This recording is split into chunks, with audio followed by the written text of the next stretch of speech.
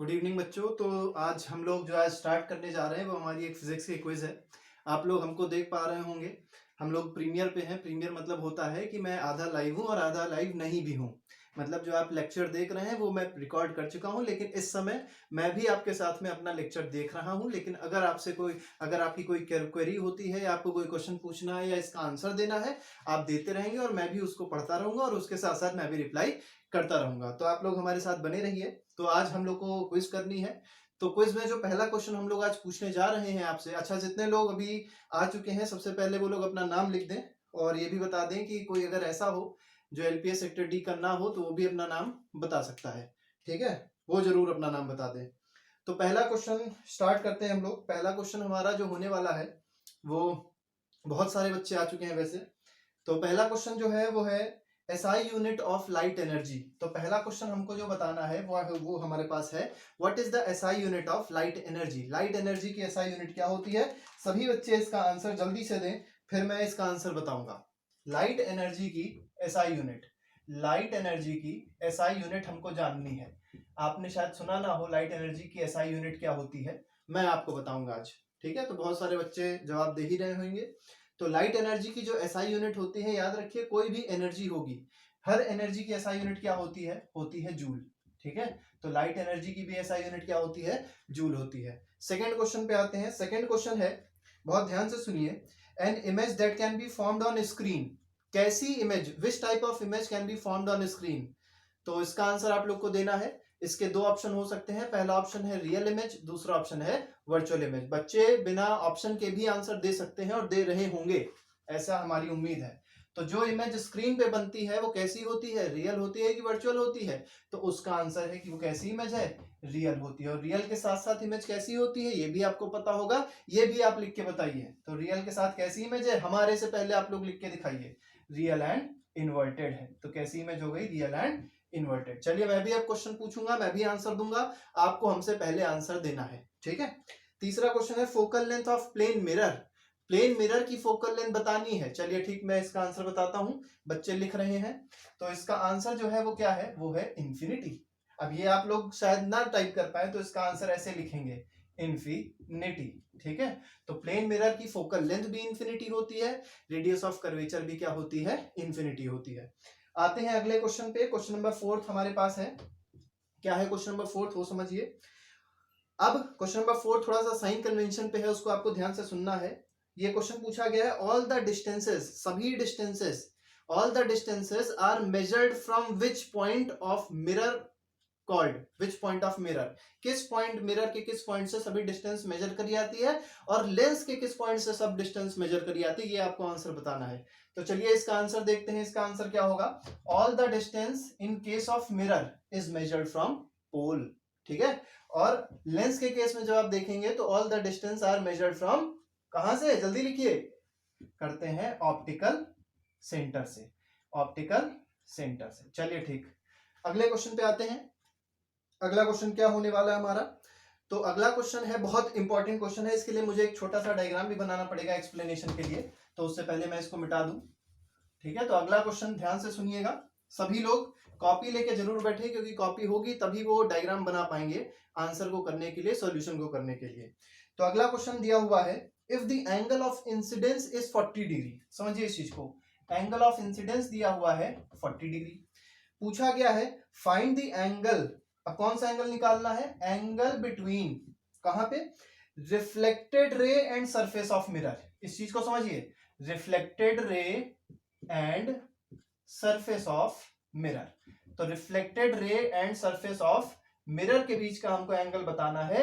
इस एंगल को आप सभी लोग बताइए, इस एंगल का आंसर क्या होगा? चलिए ठीक है, बता रहे हैं कई लोग, लेकिन मैं इसका आंसर बताता हूं, बहुत टाइम हो गया, जल्दी आप लोग करके बताइए। ठीक है, तो अब देखिए, अब हम इसका आंसर बताते हैं, आप लोग देखिएगा कि आपका सही है या गलत है। हमको एंगल ऑफ इंसिडेंस क्या दिया हुआ है? एंगल ऑफ इंसिडेंस दिया हुआ है हमारे से पहले, आप लोग करके दिखाइए। एंगल ऑफ इंसिडेंस दिया है 40 डिग्री। ठीक, अब अगर एंगल ऑफ इंसिडेंस 40 है तो ये रिफ्लेक्टेड रे होगी, ये वाला एंगल भी क्या हो जाएगा? 40 डिग्री। तो आधे बच्चों का आंसर तो 40 ही आ रहा होगा, ऐसी हमको उम्मीद है, और अगर नहीं आ रहा है तो बहुत अच्छी बात है, इसका मतलब आपको पूरे कंसेप्ट समझ में आ गए हैं। लेकिन यहाँ क्या पूछा गया है? Angle between reflected ray and surface of mirror. Reflected ray ये वाली है, सरफेस ऑफ मिरर कौन सा है, this is the surface of mirror, ये सरफेस ऑफ मिरर है, मतलब हमको ये वाला एंगल बताना है। ये एंगल कैसे पता चलेगा, अगर ये 40 है तो पूरा ये एंगल क्या होता है 90, तो अगर ये 90 था ये 40 था तो ये जो एंगल बचा ये क्या हो गया 90 माइनस 40, मतलब हो गया 50 डिग्री। तो ये हमारा हो जाएगा आंसर। अगले क्वेश्चन पे आते हैं। अगला क्वेश्चन भी बहुत आसान सा है। इसमें पूछा गया है what is the image position. अब यहाँ पे देखिए, यहाँ पे रे डायग्राम का थोड़ा क्वेश्चन है, इसको आपको याद करना पड़ेगा, इसको रे डायग्राम से आपको प्रैक्टिस करने पड़ेंगे। तो अगर आपके रे डायग्राम प्रैक्टिस हो चुके हैं तो ये क्वेश्चन आपके लिए बहुत ही आसान होने वाला है, आपको बहुत जल्दी आंसर देना पड़ेगा इसका। क्वेश्चन पूछा गया है इमेज पोजीशन हमको बतानी है when object at focus and mirror is concave.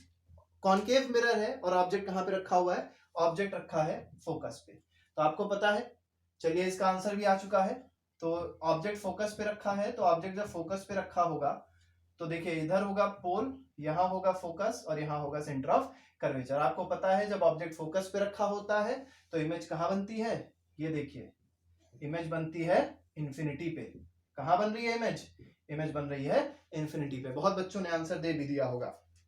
अगला क्वेश्चन, हमसे अगला क्वेश्चन पूछा गया है विच टाइप ऑफ मिरर। आप तुरंत आंसर दीजिए, अब इसको मैं लिखूंगा नहीं। विच type of mirror is called rear view mirror.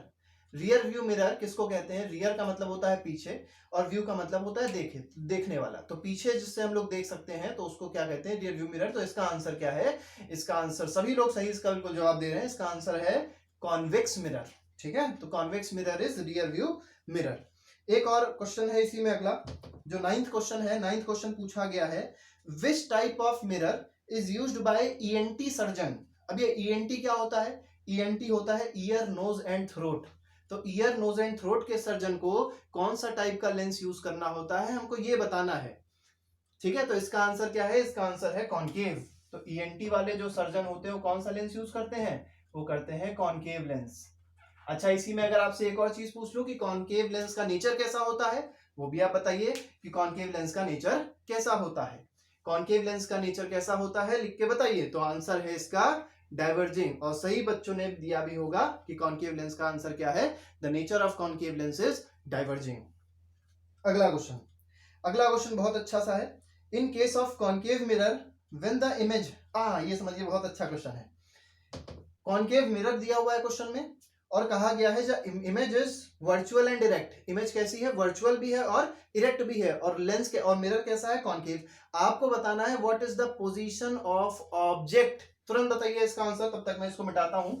What is the position of object in case of concave mirror when the image is formed, what type of image is formed, virtual and erect.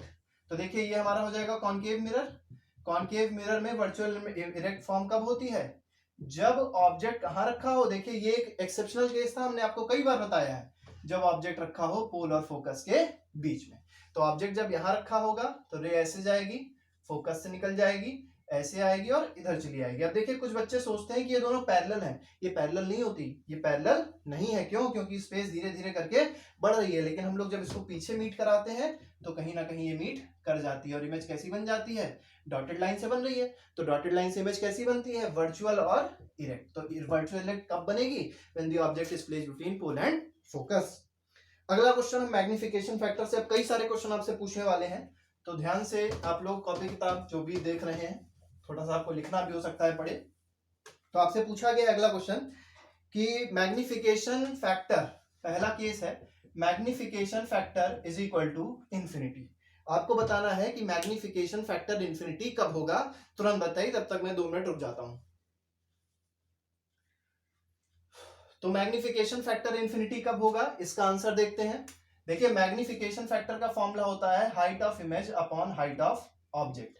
Height of image जब infinite होगी तब magnification factor भी क्या हो जाएगा, infinite. और image की height infinite कब होती है, इमेज की हाइट होती है इनफाइनाइट कब, जब मिरर होता है कॉनकेव।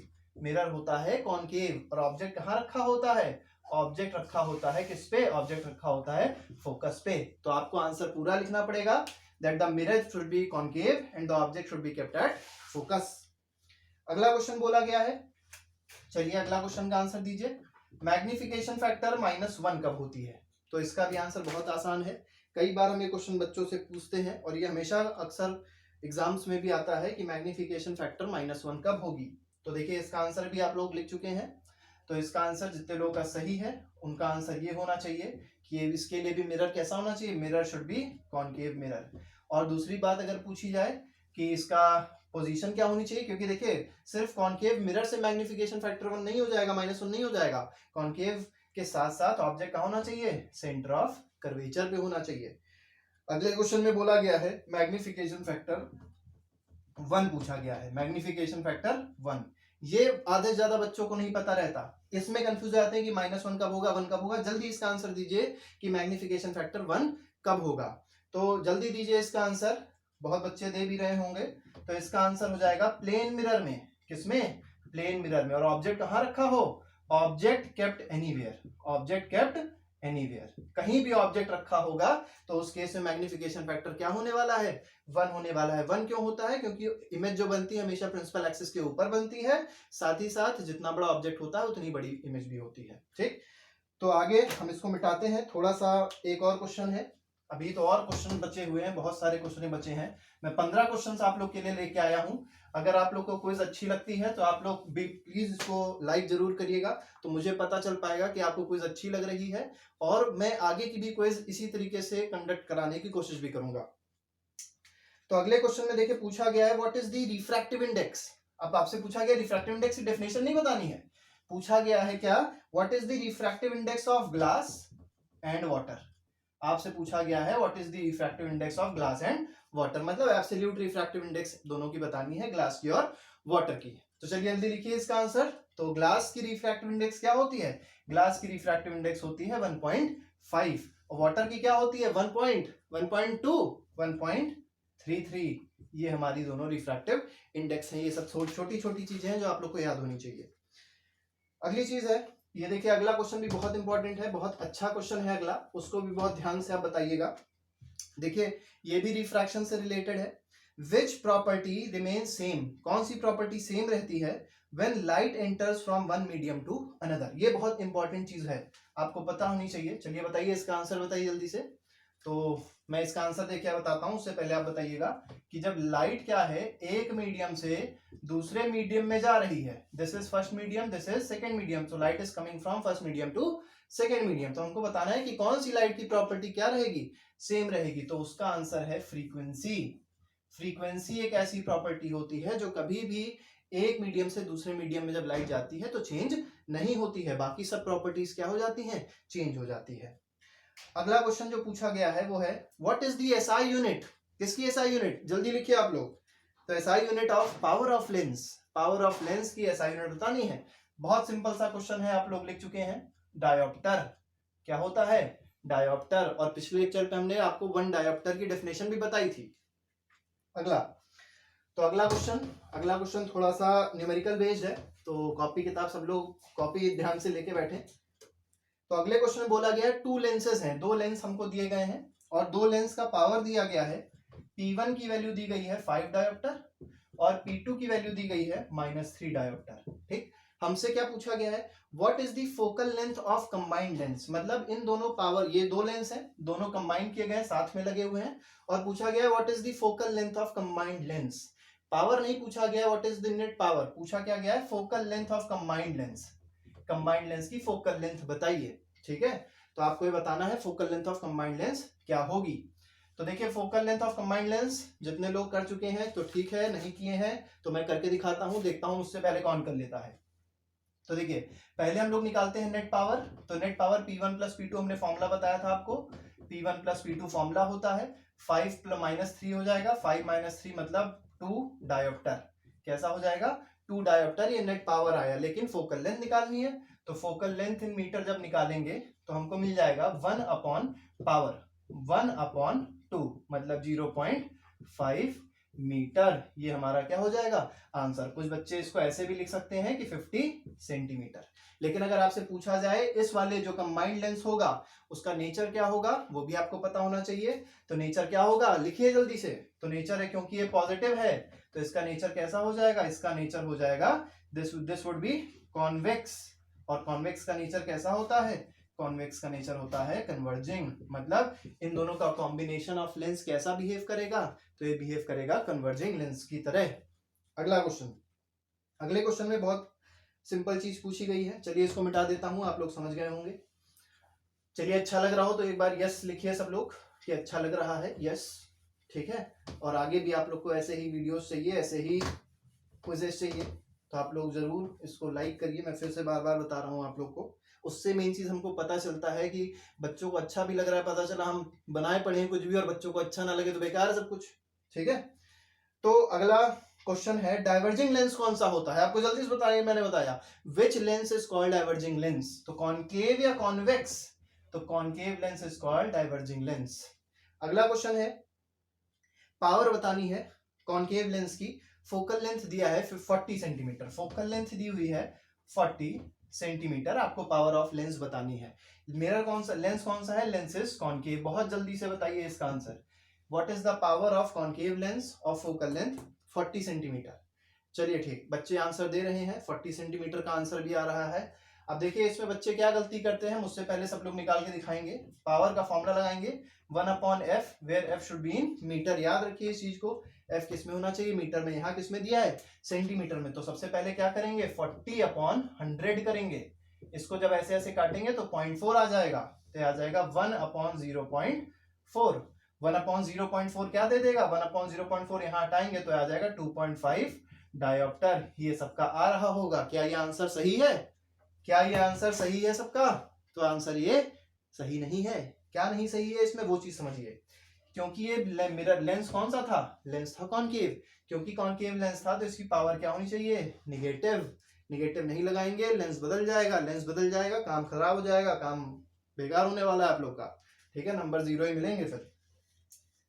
अब ये समझ लीजिए कि कितना बड़ा चेंज है ये, कि जो आदमी दूर का नहीं देख पा रहा है उसको मान लीजिए हम लोग ने कॉन्वेक्स लेंस लगा दिया तो वो और दूर का नहीं देख पाएगा, ठीक है, तो आंख और ज्यादा खराब हो जाएगी। इसी चीज को आप समझिए कि एक माइनस प्लस कितना बड़ा चेंज ला सकता है। एक बच्चे की आंख सही है और उसको मान लीजिए आपने निगेटिव का पावर लगा दिया तो उसकी आंख खराब हो जाएगी, ठीक है। तो इस निगेटिव पॉजिटिव का मतलब समझिए बहुत इंपॉर्टेंट चीज है ये, क्योंकि ये पूरा लेंस ही चेंज कर देता है। अगले क्वेश्चन पे आते हैं, थोड़ा बड़ा क्वेश्चन है, बड़ा क्वेश्चन है तो इसको मुझे लिखना पड़ेगा, तो क्वेश्चन लिखते हैं। तो उससे पहले छोटे छोटे कुछ क्वेश्चंस देख लेते हैं। Which lens is magnifying glass, अब आपको बताना है कि कौन सा लेंस मैग्नीफाइंग ग्लास होता है। मैग्नीफाइंग ग्लास आप लोग ने देखा होगा, ऐसे ऐसे करके जो बड़ा दिखाता है उसको बोलते हैं मैग्नीफाइंग ग्लास, छोटे अक्षर उसमें बड़े दिखाई पड़ते हैं उसको बोलते हैं मैग्नीफाइंग ग्लास। अक्सर ये चीज देखी आती है, घरों में होती है, ठीक है। तो मैग्नीफाइंग ग्लास के लिए कौन सा लेंस यूज होता है, वो होता है कॉन्वेक्स लेंस। कौन सा, कॉन्वेक्स लेंस। एनसीईआरटी में आप देखेंगे तो क्वेश्चन दिया हुआ है कि बच्चा है उसको डिक्शनरी पढ़नी है और डिक्शनरी पढ़ने के लिए पूछा गया है कि कौन सा लेंस यूज करेंगे, ठीक है। तो उसमें भी हम लोग कॉन्वेक्स लेंस यूज करते हैं, उसमें भी ऑप्शन है कॉन्वेक्स लेंस। अब पूछा गया है कॉन्वेक्स लेंस कौन सा है, एक में ऑप्शन दिया है 50 सेंटीमीटर वाला फोकल लेंथ वाला और एक का ऑप्शन दिया है 5 सेंटीमीटर फोकल लेंथ वाला, ठीक है। दो ऑप्शन दिए हैं उस बुक में, तो एक 50 सेंटीमीटर वाला फोकल लेंथ वाला कॉन्वेक्स लेंस या दूसरा 5 सेंटीमीटर वाला। तो हमको ये जानना है कि किसकी पावर ज्यादा होगी, क्योंकि जितना ज्यादा पावर होगा, जितनी ज्यादा पावर होगी उतना ही वो लाइट को कन्वर्ज करा पाएगा, और क्योंकि वो ज्यादा कन्वर्ज करा पाएगा तो ज्यादा अच्छे से उसको देख पाएंगे उन छोटे छोटे वर्ड्स को। तो पावर किसकी ज्यादा होती है, पावर उसकी ज्यादा होती है जिसकी फोकल लेंथ कम होती है। तो देखिए फोकल लेंथ किसकी कम है, इसकी फोकल लेंथ कम है, ये फोकल लेंथ, ठीक है। तो फोकल लेंथ किसकी कम है, इस वाले की फोकल लेंथ कम है। तो इसी को हम लोग काहे के लिए यूज करेंगे, इसको हम लोग यूज करेंगे for reading the letters of dictionary, ठीक है। तो ये वाला यूज नहीं हुआ because it's power of convergence is less as compare to the other lens. अगली बात करते हैं, ये आज का आखिरी क्वेश्चन होने वाला है, थोड़ा सा बड़ा है, न्यूमेरिकल बेस्ड है। मैं इसको पूरा लिखूंगा फिर आपके लिए सॉल्व भी करके दिखाऊंगा। मैं लिखूंगा, आप लोग इसको सॉल्व करिएगा। तो कॉन्वेक्स लेंस फॉर्म्स, तो कैसा लेंस है, कॉन्वेक्स लेंस है, convex lens forms real image 4 times magnified, 4 times magnified है, रियल इमेज है, at a distance 60 centimetre from lens. Lens से कितनी दूर बन रही है इमेज? 60 सेंटीमीटर बन रही है। Find the focal length of lens. हमको क्या बताना है? Find focal length of lens. अब देखिए हमको f बताना है, फोकल लेंथ ऑफ लेंस क्या होगा। तो चलिए आप लोग करिए इसको, मैं भी करने की कोशिश करता हूं और देखता हूं पहले कौन कर पाता है। तो हमारे पास जो लेंस है वो कैसा है? वो है कॉन्वेक्स लेंस। तो सबसे पहले हमने क्या किया? कॉन्वेक्स लेंस बना लिया। इस कॉन्वेक्स लेंस में जो आप देखेंगे यहाँ ऑप्टिकल सेंटर होगा, यहाँ f1 होगा, 2f1 होगा, इधर f2 होगा और इधर 2f2 होगा। ठीक है, अब इसमें समझिए आप 4 टाइम्स मैग्नीफाइड है और कैसी इमेज है? रियल इमेज है। हमने आपको बताया है रियल इमेज किधर बनती है? प्रिंसिपल एक्सिस के नीचे। तो मैग्निफिकेशन फैक्टर जब आप देखेंगे तो height of image upon height of object लगाएंगे। Height of image upon height of object जब लगाएंगे तो आपको ये देखना पड़ेगा, अच्छा ये समझिए ऑब्जेक्ट अगर इधर होगा तो इमेज इधर ही तो बनेगी। ठीक, तो ऑब्जेक्ट की वैल्यू क्या होती है? यू निगेटिव में होगा, तो वी जो होगा वो किस में हो जाएगा? पॉजिटिव में हो जाएगा। अब समझिए height of image upon height of object आया, तो हाइट ऑफ इमेज क्या है? 4 टाइम्स मैग्नीफाइड है। इसका मतलब हाइट ऑफ इमेज 4 गुनी होगी हाइट ऑफ ऑब्जेक्ट के। ठीक, तो प्लस में आएगा कि माइनस में? माइनस में, क्योंकि इमेज कैसी है? रियल है। तो मैग्निफिकेशन फैक्टर हमारा क्या आ गया? मैग्निफिकेशन फैक्टर आ गया -4। लेकिन अभी हमारा क्वेश्चन कंप्लीट नहीं हुआ। क्वेश्चन में बोला गया है at a distance 40 centimetre. Image कहाँ बन रही है? 40 सेंटीमीटर दूर। इसका मतलब v की वैल्यू दी है कितनी? Plus of 40 centimetre. प्लस समझ में आया होगा, क्यों है? क्योंकि इमेज ऑब्जेक्ट के अपोजिट साइड बन रही है। अब हमको ये फॉर्मूला लगाना है मैग्निफिकेशन फैक्टर का। लेंस में फॉर्मूला क्या होता है? तो फॉर्मूला होता है v upon you. v upon you, तो v अपॉन यू की जो value I, v upon you की वैल्यू क्या आ गई? -4। इसको उधर भेज दीजिए तो v क्या, तो u क्या आ जाएगा? u आ जाएगा v अपॉन 4। u आ जाएगा v मतलब 40 अपॉन 4, ये आ गया 10। ठीक है, ये v अपॉन यू होता है, इसको -v अपॉन यू मत रखिएगा। तो u की वैल्यू क्या मिल गई? u की वैल्यू मिल गई 10 सेंटीमीटर। ठीक है, इतनी बात समझ में आई होगी आप लोग को। तो हमको u मिल गया 10। u 10 नहीं हो सकता, लेकिन u किस में होगा? u माइनस में होगा। यहाँ देखिए, यहाँ गलती कर दी हमने, ये जो होना चाहिए माइनस है, ये एरो को सही करते हैं, ये -4 है तो यहाँ -4 आएगा, -10 आएगा। इसको आपको भी याद रखना है। तो u की वैल्यू क्या आ रही है? u की वैल्यू आ रही है -10। अब देखिए u हमको पता चल गया, u पता चल गया -10 सेंटीमीटर है। और v क्या पता चल गया? v पता चल गया, कितना था v? v था 40 सेंटीमीटर। हमको निकालना क्या है? हमको निकालना है f। अब देखिए इसको मिटाते हैं और लेंस फॉर्मूला लगाते हैं जल्दी से। आपसे पहले हम करके दिखाएंगे। अगर नहीं कर पा रहे हैं आपसे पहले तो आप लोग जरूर कमेंट बॉक्स में लिख के दीजिए कि आपने हमसे पहले कर दिया। 1 upon F is equal to 1 upon V minus 1 upon U. ठीक है, अब देखिए यहाँ -10 था, ये माइनस माइनस क्या हो जाएगा? प्लस हो जाएगा। ये हो जाएगा 40। ठीक, ये आ जाएगा 1, ये आ जाएगा 4, ये आ गया 1 अपॉन एफ। तो एफ क्या हो जाएगा? इसका रेसिप्रोकल, तो 40 अपॉन 5, 40 अपॉन 5, 5 8 जा 40, तो 8 सेंटीमीटर हमारा क्या आ गया? आंसर। तो जिन बच्चों का 8 सेंटीमीटर आंसर आ रहा है वो जरूर अपना नाम लिख के दें कि सर हमारा आंसर 8 सेंटीमीटर है और हमने आपसे पहले किया है। तो चलिए आज के लिए फिलहाल इतना ही। हाँ, एक बच्चा क्वेश्चन पूछ रहा था हमसे कि सर ये बताइए ऑब्जेक्ट प्रिंसिपल एक्सिस के ऊपर ही हमेशा क्यों होता है, नीचे नहीं रख सकते? तो देखिए ऑब्जेक्ट कहीं भी रख सकते हैं, प्रिंसिपल एक्सिस के ऊपर भी रख सकते हैं और प्रिंसिपल एक्सिस के नीचे भी रख सकते हैं। नीचे इसलिए रखा था, मान लीजिए प्रिंसिपल एक्सिस है, ठीक है, ये हमारी जो हाथ है ये प्रिंसिपल एक्सिस है। ऑब्जेक्ट को ऊपर रखेंगे तो ज्यादा आसान रहेगा, नीचे रखेंगे तो ऐसे गिर जाएगा। ठीक है, इसलिए हम लोग ऑब्जेक्ट को किधर रखते हैं? प्रिंसिपल एक्सिस के ऊपर, क्योंकि हम प्रिंसिपल एक्सिस को मान लेते हैं वो एक बेस है। लेकिन अगर ऑब्जेक्ट को नीचे रखेंगे तो इमेज किधर बन जाएगी? ऊपर बन जाएगी, अगर वो रियल है तो पलट जाता है, बस और कुछ नहीं होता है। ठीक है, तो इस ऑब्जेक्ट को कहीं भी रख सकते हैं। अगर आप लोग को अच्छा लगा हो तो आप लोग जरूर लिख के दीजिए कि सर ठीक था, अच्छा था। और अगर आपको फिर से दूसरी चाहिए, आपको वीडियो चाहिए, दूसरा आपको क्विज चाहिए, केमिस्ट्री पे आपको क्विज चाहिए, तो आप लोग जरूर डालिए कि केमिस्ट्री का चैप्टर 1 जो केमिकल इक्वेशंस एंड रिएक्शंस है उस पर भी हम अगली क्विज करा सकते हैं। अगर आपको चाहिए तो आप लोग जरूर मैसेज करिए। Till then goodbye, thank you, जय हिंद।